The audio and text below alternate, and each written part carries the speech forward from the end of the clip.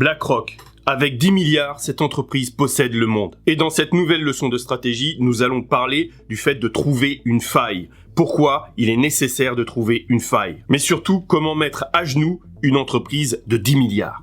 Larry Fink, le PDG de BlackRock, a annoncé le 14 janvier qu'ils avaient dépassé les 10 milliards de dollars d'actifs sous gestion. En fait, c'est du jamais vu. La valorisation d'Apple au 3 janvier était de 3000 milliards. Pour vous donner une idée de ce que ça représente la moitié du PIB des États-Unis. Un autre exemple, ça représente le PIB de l'Inde, de l'Allemagne, de l'Angleterre et de la France réunis. Le premier groupe européen et français, Amundi, lui, est à 1800 milliards. Mais c'est quoi? C'est qui BlackRock? BlackRock, c'est une société de gestion. C'est pas un fonds de pension, c'est pas une société de retraite. En fait, ils reçoivent l'argent de clients, de ses clients investisseurs, des particuliers, des institutionnels, c'est-à-dire des fonds de pension, des caisses de retraite, des compagnies d'assurance, des mutuelles, etc. BlackRock est coté à la bourse américaine. Est-ce que BlackRock investit l'argent de ses clients? Oui. 2900 instruments financiers sont recensés dans la base de données Morningstar. C'est pour montrer ce que gère BlackRock. Il y a eu une polémique en France par rapport à BlackRock. BlackRock est soupçonné d'avoir fait du lobbying pour que la France adopte un régime de retraite par capitalisation. C'est le modèle de fonds de pension américain. Déjà, l'Obs avait noté qu'en juin 2017, ils avaient été reçus par Édouard Philippe à Matignon et Bruno Le Maire avait déjà rencontré les gérants de BlackRock à New York. Depuis plusieurs semaines, des élus et des syndicats accusent BlackRock, géant américain de la gestion d'actifs, d'influencer la réforme des retraites à son avantage. Le 1er janvier 2020, Jean-François Cyrilli, président de BlackRock France, est élevé au rang d'officier de la Légion d'honneur. C'est au pire un scandale, au mieux une incroyable maladresse. BlackRock, c'est la retraite par capitalisation. On ne veut pas de retraite par capitalisation. Mais ce qui nous intéresse, c'est comment mettre à genoux une société comme BlackRock. Bon, petite réclame, je fais ma pub.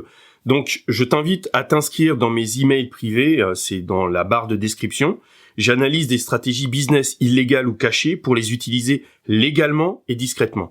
Si tu veux en savoir plus, tu as juste à t'inscrire. Tu recevras un email qu'il faudra valider. Maintenant, on peut continuer.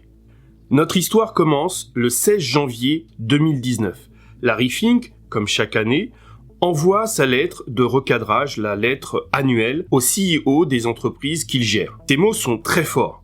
Il annonce un tournant au niveau de leur stratégie. C'est-à-dire que d'habitude, ils sont conservateurs. Là, ils optent pour l'écologie. C'est-à-dire qu'ils veulent investir dans des entreprises qui respectent les accords de Paris. Si ces entreprises ne respectent pas les accords de Paris, ils vendront leurs actions. Et du coup, la nouvelle enflamme le milieu financier. C'est relayé par le Financial Times, CNBC et sur les réseaux sociaux. Mais en fait, la lettre annuelle était un faux. C'était le groupe activiste Yes Men qui ont reproduit à l'identique le site internet de la société. Et donc BlackRock a fait un démenti dans l'après-midi et la véritable adresse du CEO de BlackRock est publiée quelques jours plus tard pour rectifier le tir. Et donc il rectifie en disant que les questions écologiques ou sociales ne sont pas de leur ressort et leur intérêt c'est de faire gagner de l'argent à leurs clients. C'est pas la première fois que les Yes Men interviennent, qu'ils font ce genre de choses. C'est un groupe antilibéral et écologiste. Et donc, c'est pas la première fois qu'ils font ce type d'action. Ils avaient déjà trollé l'OMC et se sont rendus célèbres en 2008 en faisant un faux New York Times publié à 1 million d'exemplaires annonçant la fin de la guerre en Irak. Et donc, ça montre la fragilité des institutions financières à ce genre d'attaque. Ça montre aussi que BlackRock devra changer son canal de communication parce que le seul canal qu'ils avaient, c'était la lettre annuelle de BlackRock. C'était déjà arrivé avec un faux communiqué sur le groupe Vinci où le directeur financier du groupe avait découvert de nombreuses erreurs comptables. C'était un faux. Et l'action du groupe s'était effondrée de 18%. Ça montre que les entreprises, les marchés sont sensibles à ce genre d'annonces. Et donc nous, pour nos business ou nos investissements, il faut aussi qu'on fasse attention à ce genre de choses. Il suffit qu'un média se soit fait avoir pour que les autres relaient Donc ils sont fragiles à ce niveau-là parce que ils peuvent pas se permettre de ne pas diffuser une information. Et donc ça décrédibilise Financial Times ou CNBC parce qu'ils ont relayé une fausse information. L'erreur aussi de BlackRock, c'est d'avoir un seul canal de communication. Ce qui fait qu'il suffisait de faire un site qui ressemble à celui de BlackRock pour que tout le monde soit pris au piège. Et pour pallier à ça, il faut absolument multiplier les canaux de diffusion pour ne pas se retrouver dans la même situation. Et les journaux se sont laissés prendre parce qu'ils n'avaient pas la possibilité de recouper toutes les informations à temps pour vérifier rapidement si c'était vrai ou faux.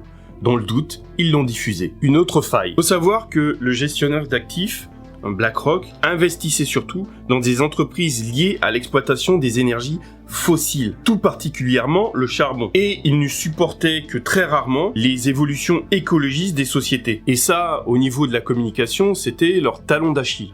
Un de leurs talons d'Achille. Et donc, l'action des Yes Men visait à faire changer les actifs de BlackRock, les ramener, les orienter vers plus d'actions écologistes. Et donc, d'autres organisations se sont servies de cet événement pour influencer également BlackRock, comme le directeur de la fondation Ethos, une fondation suisse. Et donc, en janvier 2020, BlackRock s'oriente vers le développement durable, jugé plus sûr, meilleur pour les années à venir. Et en janvier 2020, il dit que aucun enjeu n'est plus élevé que le changement climatique dans la liste des priorités de nos clients. Est-ce que cette histoire a changé la politique de BlackRock? Oui. Est-ce que ça a changé le fait qu'il soit numéro 1? Non, ça n'a pas changé.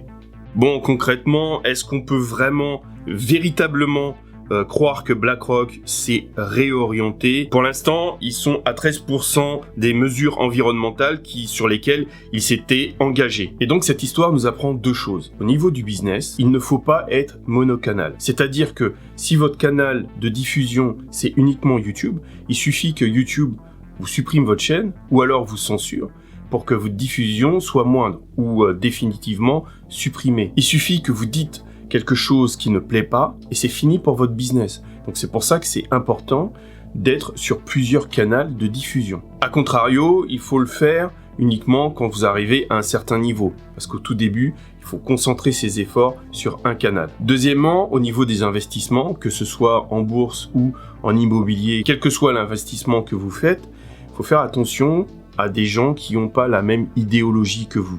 Il suffit que des gens veuillent vous nuire pour que vos investissements soient mis à mal. Donc, soit vous cultivez le secret, soit vous vous protégez de manière juridique ou autre. Ou alors, le mieux, c'est les deux. Pensez à vous abonner, mettre la notification, mettre un like. Les ancêtres protègent, serrez les rangs et restez unis.